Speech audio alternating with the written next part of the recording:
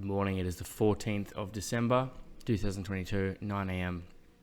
And just recapping yesterday, we had a massive CPI report. It came out at 8:30 a.m. And gave us huge swell. It was predicted. I stayed out of the market. And today we have FOMC at 2 p.m. Okay, so another major piece of economic news to close out 2022. So let's take a look at what happened in the markets yesterday. Here's the daily. We see that we're holding above this major area of demand at 3,300. Okay, 3,300 here. Major area of demand on the daily chart. We've rejected that demand twice now. Yesterday was bullish. Okay, just to quickly look at this shape here, we can see that this is really holding. Price is really holding outside of this bear market channel that we've been working with for the past year. Okay, and at the moment, supply contention is 0.3 here across 34,000 points on the Dow Jones, and the next area of supply is up here at 0.2. Okay, and that's in line with 35,000. All these key daily levels. Got a lot of imbalance here to the left, up to 0.2, and we are definitely moving towards that. As we can see, yesterday we had a huge spike. If we zoom in on yesterday's price action, I confuse everyone here. This is the 4-hour chart. And delete that, and we can see that on the 4-hour chart, a major area of demand that's holding is this zone here. Okay, just above 3,300, maybe 33,500, I would say, is holding on the 4-hour. 33,500 is here. If we put the level in,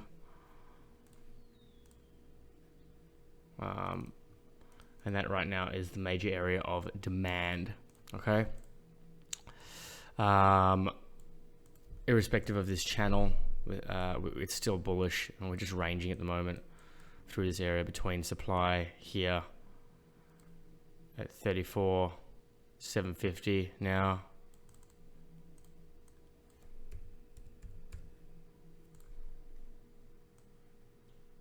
$34,750 supply.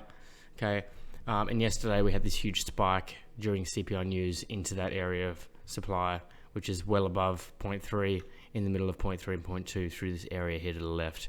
Back in April, the area of supply that April was forming. Either way, bullish, super bullish. News release yesterday and subsequent spike to the upside. We did get quite a big rejection though and sell off afterwards, which was interesting to see. Okay, if we go closer in now on the 1 hour, we can see that there. It does represent an exhaustion top and then a rejection back down to the original area where price took off. Price did take off here at 9 a.m. And actually closed lower. It closed at the previous day's area of price action. So although a bullish initial spike to the upside, we did get an exhaustion sell-off. Okay, and we are holding this area of range quite solidly at the moment. We can see that we are outside of this. We had this first quite a steep channel, then we had this flatter channel, and now we have this area of range. Okay, so it's if I get rid of this, it's quite confusing at the moment. Let's get that out of the way. Look, yeah, we had this drawing in yesterday. It's pretty much what happened. And right now, the area we're working between, okay, is really this area here. Okay. The floor here at 33,500 is pretty strong.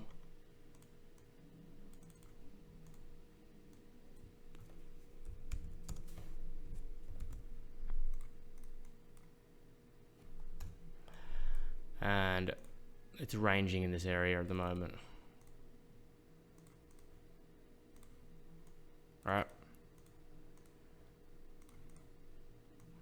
Where are we right now? We're right in the middle there, no man's land on the 1 hour chart. Could call that a demand zone for now. Okay, but we're smack bang in the middle here. Let's go down to the lower time frame, 1 minute.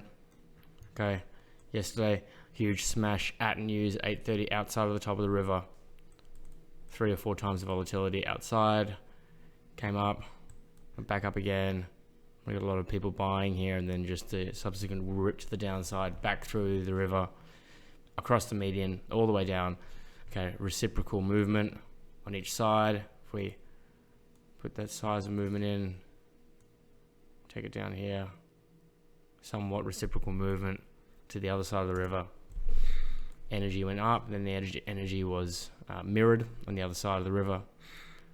Center point being here. Pull the center point out. There.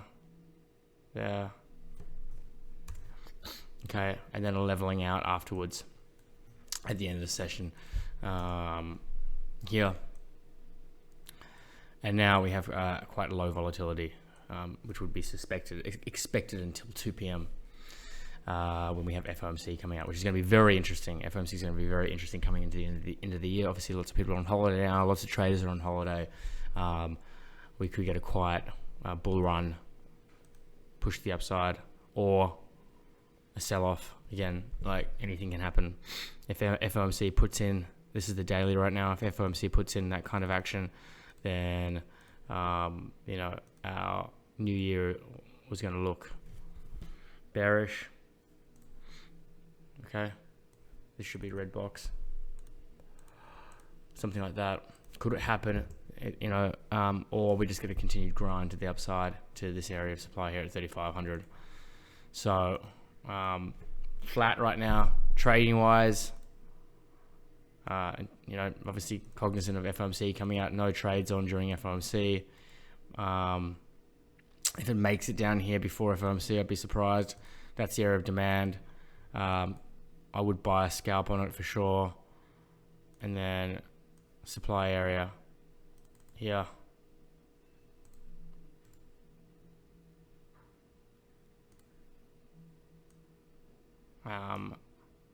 Really the area of thick supply right now is there.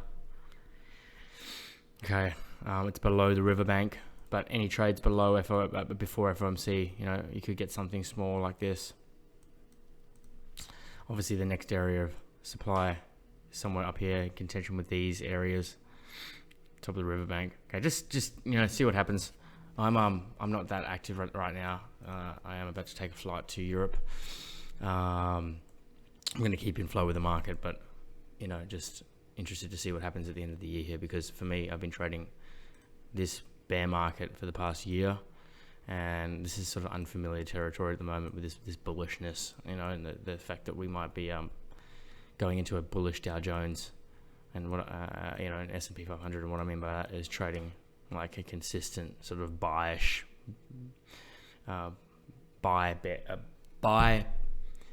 bias.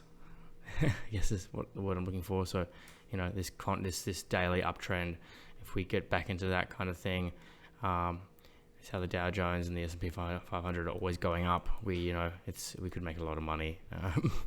It'd be really interesting if we get to trade that environment, because I never have. So anyway, that's this morning. Just a quick little analysis, keeping up to date with everything. I hope you have a fantastic day, and I will be back on the screens once I arrive over in Belgium, and just keeping up to date with everything. But other than that, have a fantastic Christmas and New Year's, and I really look forward to a powerful start to 2022. Thanks a lot.